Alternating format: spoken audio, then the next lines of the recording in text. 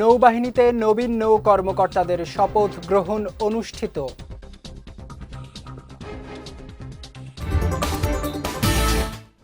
এবং চট্টগ্রামের র্যাব সদস্য হত্যা মামলার 2 আসামি গ্রেফতার।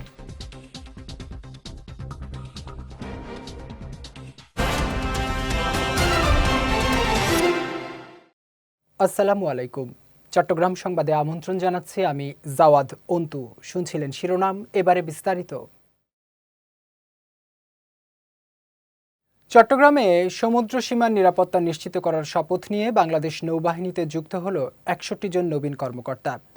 সকালে নগরীর নেভাল একাডেমিতে মিডশিপম্যান 2023B এবং ডাইরেক্ট এন্ট্রি অফিসার 2026 ব্যাচের রাষ্ট্রপতি কুচকাওয়াজ অনুষ্ঠিত হয়। নৌবাহিনী প্রধান অ্যাডমিরাল এম নাজমুল হাসান প্রধান অতিথি হিসেবে উপস্থিত থেকে মনোজ্ঞ কুচকাওয়াজ পরিদর্শন ও সালাম গ্রহণ করেন। কুচকাওয়াজ পরিদর্শন শেষে নৌবাহিনী প্রধান বিভিন্ন বিষয়ে কৃতী প্রশিক্ষণার্থীদের হাতে পদক তুলে দেন। পরে নবীন কর্মকর্তারা দেশের স্বাধীনতা ও সার্বভৌমত্ব রক্ষার শপথ নিয়ে আনুষ্ঠানিকভাবে শপথ গ্রহণ করেন। কুচকাওয়াজ অনুষ্ঠানে চট্টগ্রাম সিটি কর্পোরেশনের মেয়র, সংসদ সদস্য, সেনা, নৌ ও বিমান বাহিনীর ঊর্ধ্বতন কর্মকর্তা, বিভিন্ন বিশ্ববিদ্যালয়ের উপাচার্য, বিভিন্ন দেশের ডিফেন্স ও মিলিটারি অ্যাটাসে, ঊর্ধ্বতন সরকারি কর্মকর্তা, স্থানীয় গণ্যমান্য ব্যক্তিবর্গ এবং সদ্য কমিশনপ্রাপ্ত নবীন কর্মকর্তাদের অভিভাবকরা উপস্থিত ছিলেন। বর্তমানে বাংলাদেশ নৌবাহিনীর তত্ত্বাবধানে পরিচালিত 3টি শিপইয়ার্ডে বিভিন্ন প্রকার যুদ্ধজাহাজ নির্মাণের কার্যক্রম চলমান রয়েছে। ইতিমধ্যে শিপইয়ার্ড সমূহে বাংলাদেশ নৌবাহিনী এবং কোস্টগার্ডের জন্য যুদ্ধজাহাজ সহ অন্যান্য সরকারি ও বেসরকারি সংস্থার জন্য বিভিন্ন প্রকারের জাহাজের নির্মাণ কাজ হাতে নেওয়া হয়েছে। চট্টগ্রাম জেলার সীতাকুণ্ড থানার জঙ্গল সলিমপুরে আলোচিত সন্ত্রাসী গ্রুপের হাতে র্যাব সদস্য হত্যা মামলার আসামি মোহাম্মদ ইমরান ও আলী আকবরকে গ্রেফতার করেছে র্যাব। বিষয়টি নিশ্চিত করেছেন র্যাব 7 চট্টগ্রামের সিনিয়র সহকারী পরিচালক ARM মুজাফর হোসেন। তিনি জানান, গতকাল বিকেলে চট্টগ্রাম জেলার সীতাকুণ্ড থানার পাথরিঘোনা এলাকায় অভিযান চালিয়ে আসামি মোহাম্মদ ইমরানকে গ্রেফতার করা হয়। অন্যদিকে পৃথক অভিযানে একই হত্যা মামলার আসামি আলী আকবরকে সীতাকুণ্ড থানার সলিমপুর ইউপির ছিন্নমূল 1 নম্বর সমাজ এলাকা থেকে গ্রেফতার করা হয়। এ বিষয়ে র্যাব জানায়, গ্রেফতারকৃতদের বিরুদ্ধে আইনানুগ ব্যবস্থা নেওয়া হয়েছে। রাঙ্গুনিয়া উপজেলা যুবদলের যুগ্ম আহ্বায়ক মাকসুদুল হক চৌধুরী মাসুদ হত্যাকাণ্ডের 8 দিন পার হলেও মূল আসামিরা গ্রেফতার না হওয়ায় তীব্র ক্ষোভ ও উদ্বেগ প্রকাশ করেছেন বিএনপির কেন্দ্রীয় ভাইস চেয়ারম্যান ও রাউজানের সংসদ সদস্য গিয়াসউদ্দিন কাদের চৌধুরী। গতকাল রাঙ্গুনিয়ার বেতাগীতে নিহত যুবদল নেতা মাসুদের কবর জিয়ারত এবং শোকাহত পরিবারের সঙ্গে সাক্ষাৎ শেষে সাংবাদিকদের তিনি বলেন, এটি একটি সুপরিকল্পিত হত্যাকাণ্ড। তার দাবি, এ ঘটনার পেছনে ভাড়াটে সন্ত্রাসী চক্র জড়িত, যারা সীমান্তের ওপার থেকে অর্থায়ন ও পরিচালিত হচ্ছে। তিনি আরও বলেন, ঘটনার সঙ্গে জড়িতদের দ্রুত গ্রেফতার করে আইনের আওতায় আনতে হবে, অন্যথায় জনমনে ক্ষোভ ও অসন্তোষ আরও বাড়বে বলে সতর্ক করেন তিনি। একই সঙ্গে নিহত মাসুদের পরিবারের প্রতি গভীর সমবেদনা জানান এবং ন্যায় বিচারের দাবি তোলেন। এ সময় জেলা বিএনপি নেতা আব্দুল হালিম সহ জেলা, রাঙ্গুনিয়া ও রাউজান উপজেলা বিএনপি এবং এর সহযোগী সংগঠনের নেতাকর্মীরা উপস্থিত ছিলেন।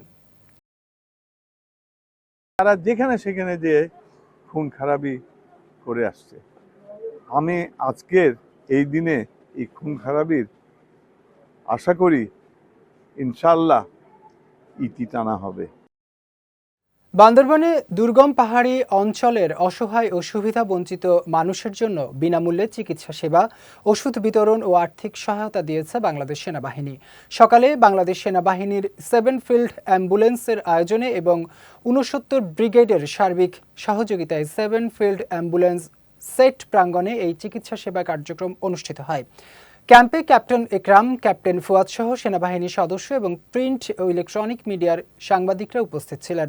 সেনাবাহিনীর উদ্যোগে আয়োজিত এই চিকিৎসা সেবায় এলাকার নারী, পুরুষ, শিশু ও বয়স্ক সহ বিপুল সংখ্যক মানুষ অংশগ্রহণ করেন। এ সময় অভিজ্ঞ চিকিৎসকরা রোগীদের স্বাস্থ্য পরীক্ষা করেন এবং প্রয়োজন অনুযায়ী বিনামূল্যে ওষুধ সরবরাহ করেন। পাশাপাশি অসহায় ও দরিদ্র পরিবারের সদস্যদের আর্থিক সহায়তাও প্রদান করা হয়। পটিয়ার শিক্ষা, সংস্কৃতি, ইতিহাস ও ঐতিহ্যের ধারা বজায় রাখতে দেশীয় সংস্কৃতিকে ধারণ করতে হবে বলে মন্তব্য করেছেন চট্টগ্রাম 12 আসনের সংসদ সদস্য এনামুল হক। গতকাল সন্ধ্যায় পটিয়ার কর্ণফুলী কমিউনিটি সেন্টারে প্রত্যয় শিক্ষা ও সাংস্কৃতিক একাডেমির 16 বছর পূর্তি অনুষ্ঠানে প্রধান অতিথির বক্তব্যে তিনি এই মন্তব্য করেন। নিহারিকা পালের সঞ্চালনায় অনুষ্ঠান উদ্বোধন করেন 21 পদকজয়ী বংশীবাদক ক্যাপ্টেন ওস্তাদ আজিজুল ইসলাম। অনুষ্ঠানে শুভেচ্ছা বক্তব্য রাখেন একাডেমির নির্বাহী পরিচালক আব্দুল্লাহ ফারুক রবি। বিশেষ অতিথি ছিলেন চট্টগ্রাম শিক্ষা বোর্ডের সাবেক চেয়ারম্যান প্রফেসর আবু জাফর চৌধুরী, উপজেলা বিএনপির সাবেক সদস্য সচিব খোরশেদ আলম, শিক্ষক নেতা অধ্যাপক মোহাম্মদ আবু তাহের চৌধুরী, নুরুল আরশাদ চৌধুরী, শিক্ষাবিদ অধ্যক্ষ আবু তৈয়ব ও সাংবাদিক নেতা আসিফ সিরাজ সহ অন্যান্যরা। 12তম বিশ্ব যোগ দিবস উপলক্ষে চট্টগ্রামে বর্ণাঢ্য র্যালি, সমাবেশ ও যোগ ব্যায়াম প্রশিক্ষণ অনুষ্ঠিত হয়েছে।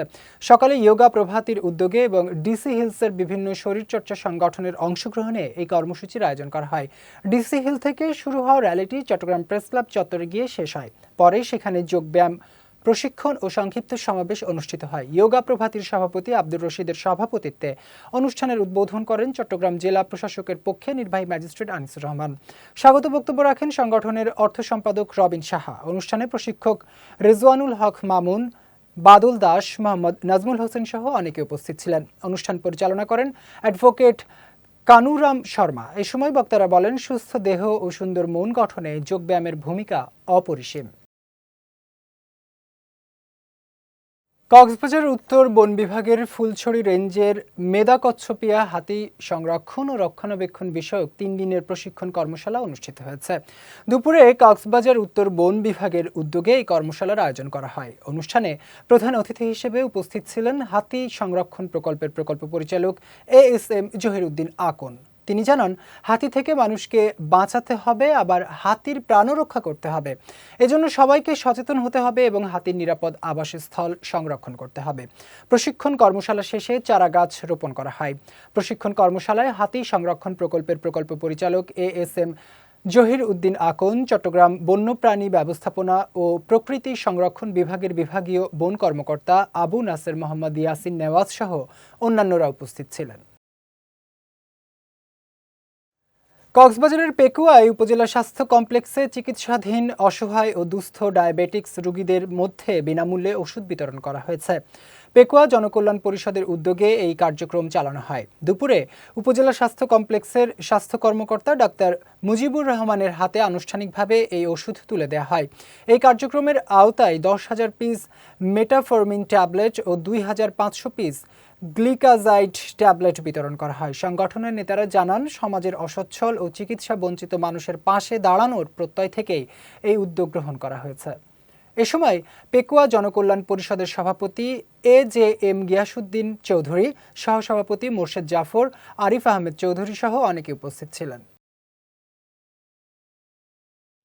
চট্টগ্রামে সম্মিলিত ইসলামী ব্যাংকে ক্ষতিগ্রস্ত আমানতকারী অ্যাসোসিয়েশনের উদ্যোগে অনুষ্ঠিত এক সভায় হেয়ারকাট নীতি বাতিল এবং আসন্ন জাতীয় বাজেটে ক্ষতিগ্রস্ত আমানতকারীদের জন্য বিশেষ পরিকল্পনা গ্রহণের দাবি জানানো হয়েছে। গতকাল বিকেলে নগরীর GC মোড়ের জামান হোটেলে এই সভার আয়োজন করা হয়। সংগঠনের সভাপতি মুফতি আবুল কালাম আজাদের সভাপতিত্বে সভায় সিনিয়র সহসভাপতি মঞ্জুরুল ইসলাম, সহসভাপতি খালেদ মোশাররফ, MA কাদের সহ অনেকে বক্তব্য রাখেন। তারা বলেন, দীর্ঘদিন ধরে বহু আমানতকারী নিজেদের কষ্টার্জিত অর্থ উত্তোলন করতে না পেরে চরম দুর্ভোগের মধ্যে রয়েছেন। এ অবস্থায় হেয়ারকাট নীতি বাস্তবায়নের কোনো উদ্যোগ গ্রহণ করা হলে তা আমানতকারীদের জন্য আরও ক্ষতির কারণ হবে। এ সময় সভা থেকে দেশের সব জেলায় আন্দোলন আরও জোরদার করার ঘোষণা দেওয়া হয়। পাশাপাশি হেয়ারকাট নীতি বাতিল, ব্যাংকিং লেনদেন স্বাভাবিক করা এবং অনিয়মের জন্য দায়ীদের জবাবদিহির আওতায় আনার দাবি জানান নেতারা। চট্টগ্রামে জাপানি ভাষা শিক্ষা প্রতিষ্ঠান হিকারি এডুকেশনের উদ্বোধন ও মতবিনিময় সভা অনুষ্ঠিত হয়েছে। গতকাল নগরীর চকবাজারে অবস্থিত অলিখা মসজিদ মোড় এলাকায় সিস্টেম ইম্পেরিয়াল কমপ্লেক্সের 9ম তলায় এর উদ্বোধন করেন চট্টগ্রাম উত্তর জেলা বিএনপির সাবেক যুগ্ম আহ্বায়ক MA হালিম। অনুষ্ঠানে প্রধান অতিথি ছিলেন Chattogram chamber of commerce and ইন্ডাস্ট্রিজের নবনির্বাচিত পরিচালক সেলিম নূর। মানবাধিকার ও সুশাসন সংগঠক মোহাম্মদ মঞ্জুরুল ইসলামের সঞ্চালনায় অনুষ্ঠানে স্বাগত বক্তব্য রাখেন প্রতিষ্ঠানের কো-ফাউন্ডার ও পরিচালক কাউসার হোসেন। এছাড়া খাতুনগঞ্জ ট্রেড অ্যাসোসিয়েশনের প্রচার সম্পাদক Faridul Alam, decent home builders লিমিটেডের ব্যবস্থাপনা পরিচালক আহমেদ জুবাইর সহ অনেকে উপস্থিত ছিলেন। এ সময় বক্তারা বলেন, জাপানি ভাষা শিক্ষার প্রসারে হিকারি এডুকেশনের উদ্যোগ সময় উপযোগী। এটি দক্ষ মানব সম্পদ গঠনে গুরুত্বপূর্ণ ভূমিকা রাখবে বলে আশা প্রকাশ করেন তারা। চট্টগ্রামে বাংলাদেশ ইসলামী যুব সেনার ৪২তম প্রতিষ্ঠাবার্ষিকী উপলক্ষে দক্ষিণ জেলা যুব সেনার উদ্যোগে সমাবেশ অনুষ্ঠিত হয়েছে। শনিবার পটিয়ার শান্তিরহাটের একটি কনভেনশন সেন্টারে সংগঠনের সেক্রেটারি আব্দুল্লাহ আল মামুন ও সাংগঠনিক সম্পাদক মুনিরুল ইসলামের যৌথ পরিচালনায় এবং দক্ষিণ জেলা যুব সেনার সভাপতি দিদারুল ইসলামের সভাপতিত্বে অনুষ্ঠিত সমাবেশে প্রধান অতিথি ছিলেন বাংলাদেশ ইসলামী ফ্রন্টের chairman Maulana M A Matin. এ সময় বাংলাদেশ ইসলামী ফ্রন্টের মহাসচিব আব্দুস সামাদ, বিভাগীয় সাংগঠনিক সম্পাদক এস এম শাহজাহান, যুব সেনার কেন্দ্রীয় সভাপতি ডাক্তার এস এম সরওয়ার, ফ্রন্টের যুগ্ম মহাসচিব আব্দুর রহিম, ছাত্র সেনার কেন্দ্রীয় সভাপতি আজাদ হোসেন সহ অনেকে উপস্থিত ছিলেন। সমাবেশ শেষে একটি বর্ণাঢ্য র্যালি বের করা হয়। চট্টগ্রাম নগরীর আইস ফ্যাক্টরি রোডে অবস্থিত দ্বীনি শিক্ষা প্রতিষ্ঠান আন-নিসা একাডেমিতে হিপস শিক্ষার্থীদের সবক প্রদান ও ইসলাহি তালিম প্রোগ্রাম সম্পন্ন হয়েছে। গতকাল একাডেমি ক্যাম্পাসে ধর্মীয় ও আধ্যাত্মিক পরিবেশে এই অনুষ্ঠানের আয়োজন করা হয়। এতে প্রধান অতিথি ছিলেন আন-নিসা একাডেমির কো চেয়ারম্যান ইয়াসমিন আলম।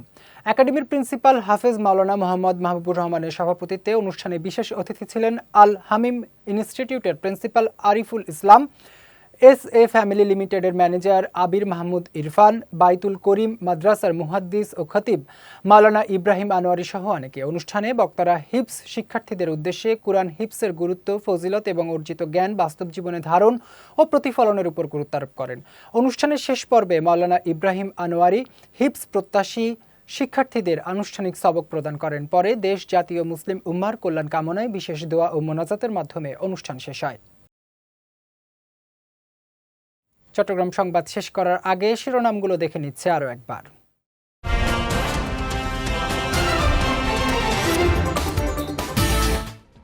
নৌবাহিনীতে নবীন নৌ কর্মকর্তাদের শপথ গ্রহণ অনুষ্ঠিত।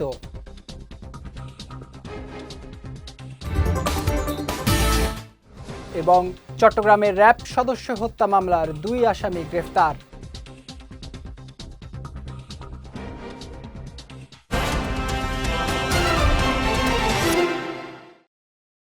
চট্টগ্রাম সংবাদ শেষে আজকের মতো আমি জাওয়াদ অন্তু আপনাদের কাছ থেকে বিদায় নিচ্ছি। রাত 9টায় আমাদের পরবর্তী বিজয় রাতের সংবাদ দেখার আমন্ত্রণ রইল। এছাড়াও আজকে চট্টগ্রাম সংবাদের ভিডিও দেখতে পারেন আমাদের ইউটিউব এবং ফেসবুক পেজে। আমাদের ইউটিউব হলো youtube.com/BJTVOfficial এবং আমাদের ফেসবুক পেজ হলো facebook.com/BJTVLimited। এতক্ষণ সঙ্গে থাকার জন্য ধন্যবাদ সবাইকে।